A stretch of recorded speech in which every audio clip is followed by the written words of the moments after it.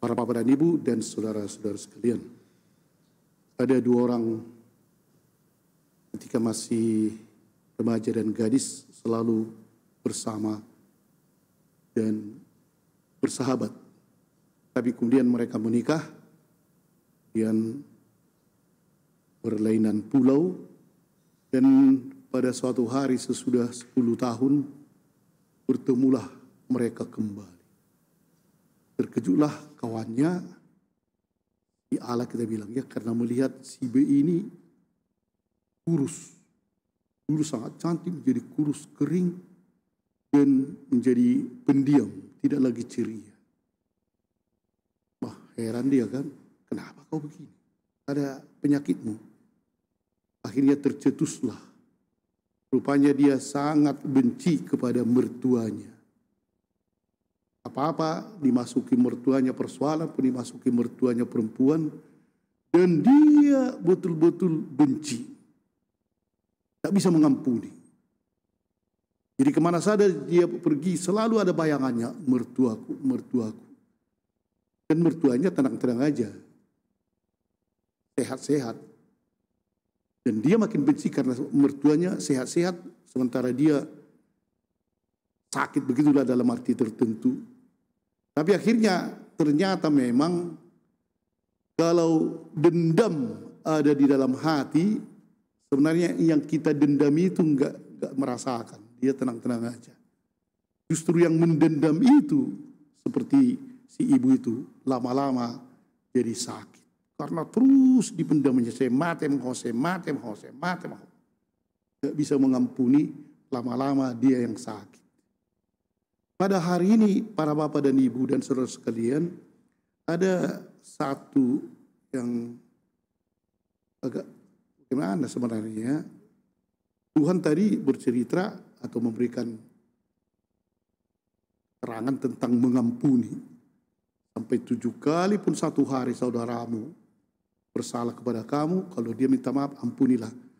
Tapi yang murid-murid minta, ya ini tambahlah iman kami. Tidak dikatakan ajarilah kami untuk mengampuni. Enggak, justru dikatakan sesudah Yesus mengatakan itu, jadi engkau harus mengampuni dia 7 kali pun. Lalu para rasul berkata kepada Tuhan, tambahlah iman kami. Apa hubungannya? Jadi memang untuk mengampuni rupanya iman sebesar sesawi kalau ada cukup. Untuk mengampuni memang dibutuhkan iman. Itulah. Jika mau memang kalau kita katakan dulu kita ada menyesal, itu apa sebenarnya ya? Menyesal. Ampunilah dia. Tapi untuk mengampuni, karena ini persoalan batin ya, sulit.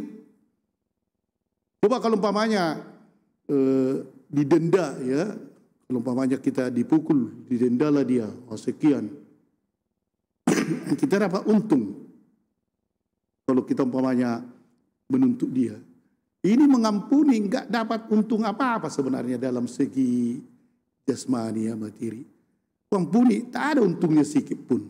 Malahan ruginya kita sebenarnya kan. Sudah dikasari, sudah di tahap dibilang-bilangnya, ku ampuni. Tapi tulus ya, tak ada faedahnya untuk kita dalam arti ini.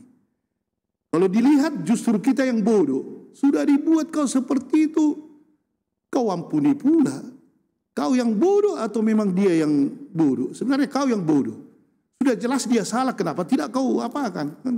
Tuntut, ampuni. Inilah, tidak ada upahnya. Cuma memang secara rohania kita sangat beruntung kalau kita mengampuni. Disitulah si ibu tadi tak mengampuni, marniang, ya, kurus kering, ntar lagi matinya itu. Sementara mertuanya senang-senang. Dan dipikirnya nanti, memang senang mertuaku itu kalau aku mati, katanya pula nanti kan makin terbalik. Karena orang yang mendendam dalam dirinya tidak ada mau kasih lagi, tidak lagi kasih. Mengampuni sebenarnya ya bukan perasaan. bukan perasaan. Mengampuni itu suatu keputusan yang diambil dengan tulus. Dan secara sadar kita, dia memang salah. Dan seperti katakan Yesus, dari 7 kali pun bersalah satu hari, kalau anak kita pun mungkin terus-terus menjatuhkan piring, jatuh piring jam 8 pagi. Mak bu, oke, sesuai dengan Injil. Jam 9 lagi jatuh. Jam 11 lagi, udah kita tamparkan itu. Tak tahu letak mana, tak sulit lah dibayangkan ya. Tapi di sinilah rupanya Yesus melihat manusia memang lebih suka membalas. Dan pada hari ini itulah diingatkan, pas yang dikatakan oleh para murid ini, tambahlah iman kami. Di dalam mengampuni ini tidak bisa kita hanya mengandalkan perasaan.